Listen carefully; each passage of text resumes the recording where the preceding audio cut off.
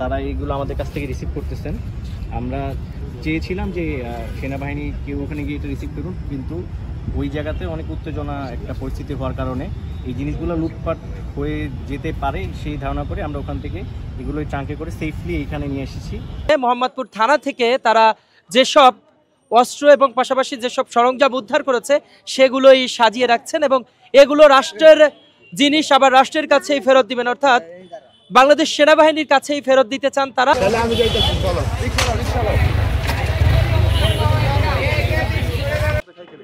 দর্শক, আমি ঠিক এই মুহূর্তে রয়েছে মোহাম্মদপুর থানায়। সেখানের দৃশ্য আপনারা ভিন্ন দেখতে পাচ্ছেন। এখানে শিক্ষার্থীরা মোহাম্মদপুর থানার নিরাপত্তা দেওয়ার স্বার্থে তারা এই মোহাম্মদপুর থানায় অবস্থান করেছিলেন। আজকে সারাদিন এখানে ছিলেন যাতে কেউ ভাঙচুর বা লুটপাট করতে না পারে তাদের আন্দোলনকে ঘিরে এবং সহিংসতা না করতে পারে, সেজন্যই তারা বেশ উদ্যোগী হয়েছে। আমরা সেই দৃশ্যই দেখতে পাচ্ছি।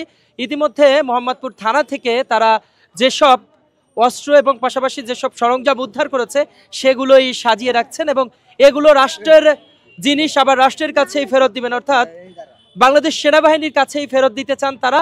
সেই প্রত্যয় নিয়ে বাংলাদেশ ইউনিভার্সিটির শিক্ষার্থী এবং ঢাকা ইন্টারন্যাশনাল ইউনিভার্সিটির শিক্ষার্থী এবং বিভিন্ন ইউনিভার্সিটির শিক্ষার্থী এখানে জড়ো হয়েছেন। আমি আপনাদের সাথে কথা বলতে চাই যে আপনারা আসলে কখন থেকে এখানে অবস্থান গ্রহণ করছেন এবং কি কি পেয়েছিলেন?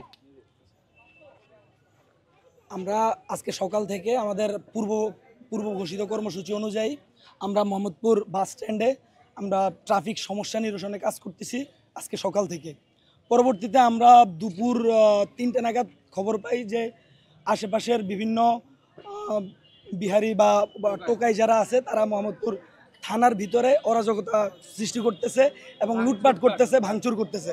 তখন আমরা বাংলাদেশ ইউনিভার্সিটি, তারপরে ডিআইইউ সহ বিভিন্ন ইউনিভার্সিটির স্টুডেন্টরা মোহাম্মদপুর থানা অবস্থান নেই সে দুপুর থেকে, এবং আমরা কয়েকটা গান, তারপরে টিয়ার শেল, বিভিন্ন অলমোস্ট 50 রাউন্ড আমরা গুলি উদ্ধার করি।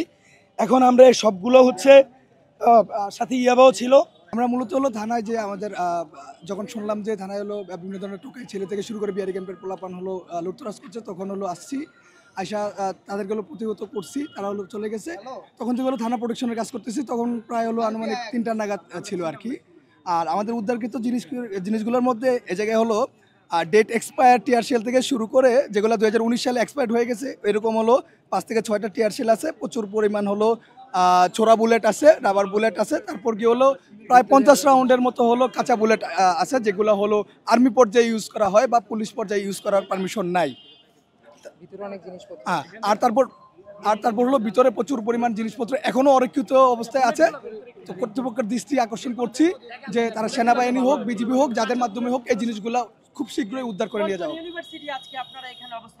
আমরা এখানে বাংলাদেশ ইউনিভার্সিটি, স্টেট কলেজ, তারপর হলো Dhaka international university, Islamic university সহ এই 3টে ইউনিভার্সিটি, 4টা ইউনিভার্সিটি।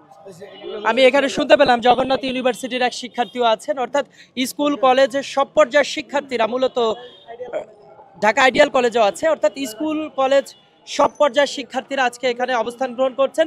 মোহাম্মদপুর থানার থেকে বেশ কয়েকটি অস্ত্র উদ্ধার করেছে এবং এগুলো তারা রাষ্ট্রের কাছেই আবার ফেরত দিতে চান, অর্থাৎ বাংলাদেশ সেনাবাহিনীর কাছে কিছুক্ষণের মধ্যেই তারা হস্তান্তর করবেন। একটি অকিটকি যদিও ভেঙে গেছে।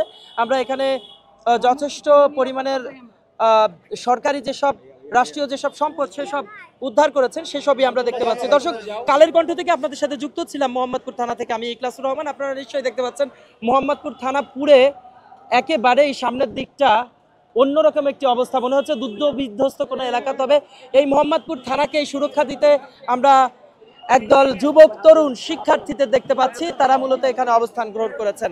এতক্ষণ আমাদের সঙ্গে থাকার জন্য সবাইকে ধন্যবাদ। বিভিন্ন মোড়ে হচ্ছে ট্রাফিক কন্ট্রোল করার পরে একটা সময় আমরা হচ্ছে দুপুরের দিকে মোহাম্মদপুর থানায় যাই। তো যাওয়ার পরেও এখানে দেখি যে মানুষজন অবাধে লুটপাট করতেছে। তো সেই সময় আমরা হচ্ছে স্টুডেন্ট আইডি কার্ড সহকারে যারা আছে তারা হচ্ছে থানায় ঢুকে যারা হচ্ছে স্থানীয় অন্যান্য মানুষজন তাদেরকে সরাই দিয়ে আমরা কিছু এখানে অস্ত্র উদ্ধার করি, যেগুলো এই অস্ত্রগুলো হচ্ছে আমরা উদ্ধার করি আজকে। এবং এই জিনিসগুলো হচ্ছে আমরা ঢাকা রেসিডেন্সিয়াল মডেল কলেজ, এখানে হচ্ছে আমাদের যে সেনাবাহিনীর সদস্যরা আছেন তাদের কাছে আমরা পৌঁছে দিচ্ছি। তারা এইগুলো আমাদের কাছ থেকে রিসিভ করতেছেন।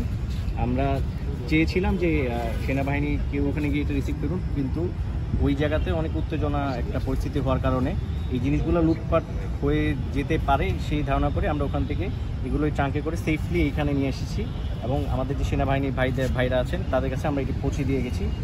এই এভিডেন্সটা আমরা রাখলাম। ধন্যবাদ।